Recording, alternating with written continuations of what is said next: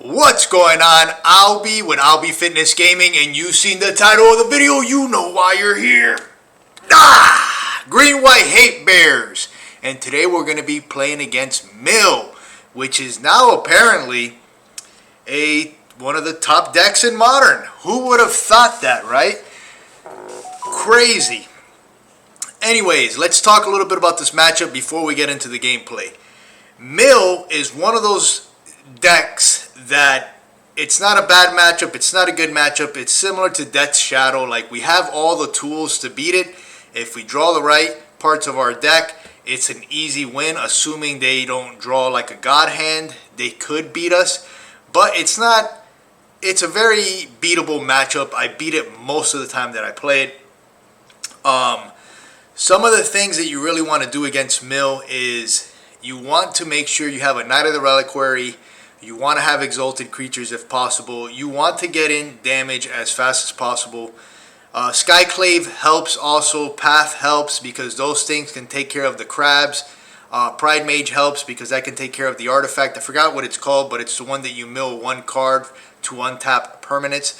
So you have to be very aggressive, similar to how I mentioned in the Death Shadow matchup. You have to be the aggressor in this matchup. You cannot give them time.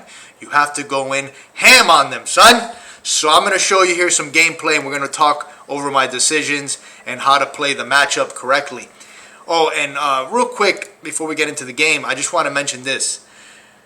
If you just picked up this deck or you've been playing it and maybe you're not aware of this, Green White Hate Bears doesn't really have excellent matchups. It's not like Tron and Burn and Infect and decks that like prey on certain decks where they 9 times out of 10 will win certain matchups. They get free wins, as they call it. Those are the people like those type of decks because you can play against certain decks, especially if the decks that you get free wins are, top tier decks in the format. For example, if everybody's playing Tron, then everybody just plays Burn, right?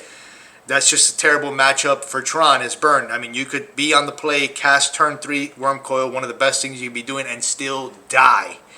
If a lot of people are playing Jun, you play Tron. Again, that's like a 9 out of 10. 9 times out of 10, Tron is going to beat Jun, even with a mediocre hand. It is what it is.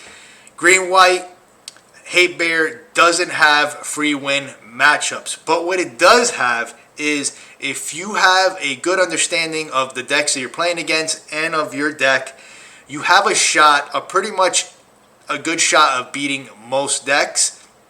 And you can have good matchups depending on what you draw on certain matchups, right?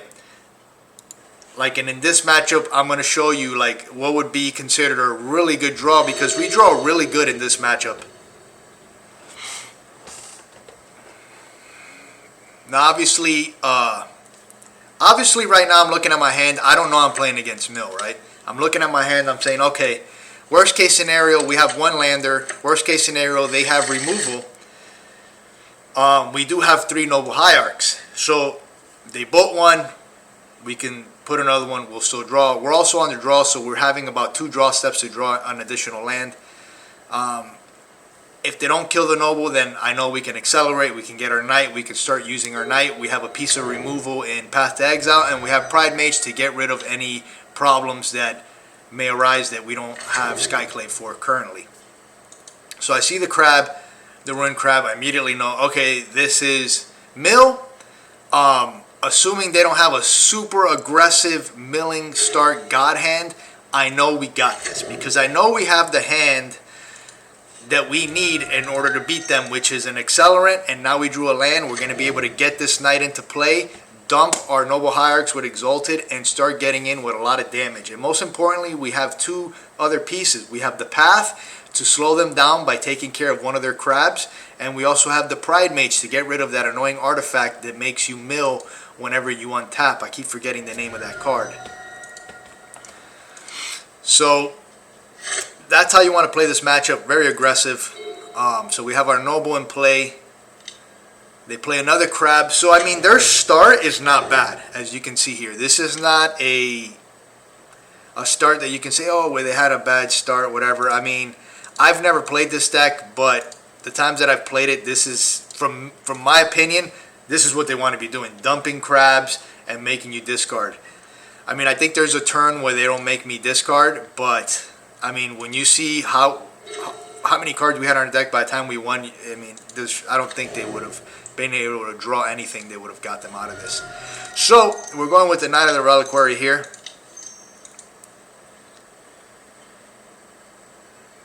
Now, mill, one of the things about mill that I like is that a lot of the times you don't even have to activate your knight, because they're going to help you grow your knight. And I know this, so I'm like, all right, cool. We're going to be able to start attacking by turn 3, because they're probably going to have us dump a bunch of our lands in our graveyard.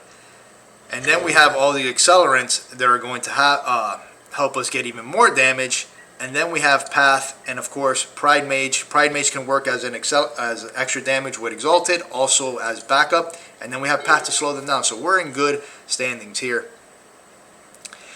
We have Ghost Quarter 2, which can Ghost Quarter one of our lands, putting 2 more lands into the yard if needed to be.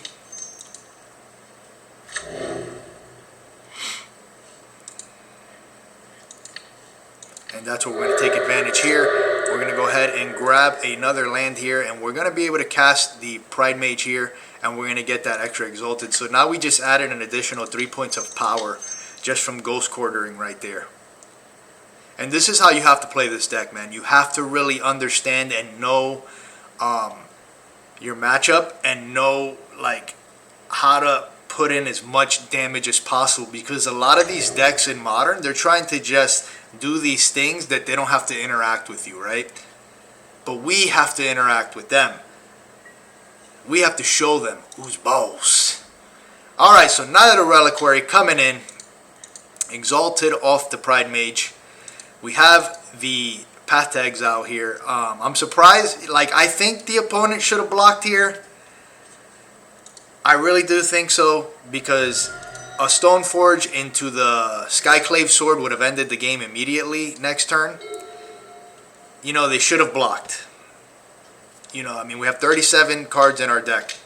So they play Courser here. This is the time when I was like, okay, they're playing Courser. We're not putting any cards in our yard. That's really good for us. That's an additional turn for us to draw something. No need to use the Path yet. I'm assuming here that they would block with the Courser or one of the crabs. We have Collected Company. We don't need to cast Collected Company right now. And the opponent scoops it up. Not only do they scoop it up, but they decide they don't even want to play the game. They don't even want to go to sideboards. They don't want this problem. So, for sideboard options against mill, one of the things that I like to do is I like to bring in anywhere from 10 to 15 cards. I don't take anything out of the deck. I don't take anything out. Everything is good to go. I just add 10 to 15 cards. Like for example, in this matchup, I wouldn't bring in the 3 Damping Spears, but I would bring the 12 other cards. Just because I don't want to draw them. But who knows, man. Maybe I would bring in all 15. And the only reason you do that is because now you have a 75 card deck, which is going to buy you a few, anywhere from 2 to 3 more turns for you to close the game. Now, sure, you may draw some useless cards. That's why I don't bring in something like Damping Spear. But the other 12 cards are like Aven Mind Sensor, Fire Action Revokers, Winds of Abandonment, which is good against the crabs. Thalias, which can also slow them down. So it's just creatures, so it's not too bad. Another thing you can do is you could keep 1 Emrakul in your sideboard for this matchup if you really want to be a troll, and then bring all your cards in, and whenever they mill you, that Emrakul hits, and then you just get your library back. They can't beat you if you have that card. If you have Emrakul in your sideboard, they cannot beat you unless they have Surgical Extraction and they surgical it in response to the trigger. But again, I don't play mill. I don't know if they play surgical in the sideboard, but if they don't, Emrakul might be a decent card. The only thing about that is, like, you're giving up a slot just to totally destroy mill. There's a lot of mill where you're playing. It's probably a good option. Anyways, there you have it, guys. Green White Hate Bears versus mill. How to beat them, how to play in this matchup. Again, it's not the hardest matchup. It's not an easy matchup if you draw. I mean, it's an easy matchup if you draw what you need. As you saw here, we still had 35 cards in our library, and they were running pretty smoothly, right? Their deck was doing what it wanted to do, but we showed them that the Knight of the Reliquary, Noble Hierarch, Kozali Pride Mage, Collected Company, Green White Hate Bears is still a deck in Modern, and they have to respect it. Anyways, guys, thank you guys for watching. Hit that like button, subscribe. It helps out the channel a lot, and peace out.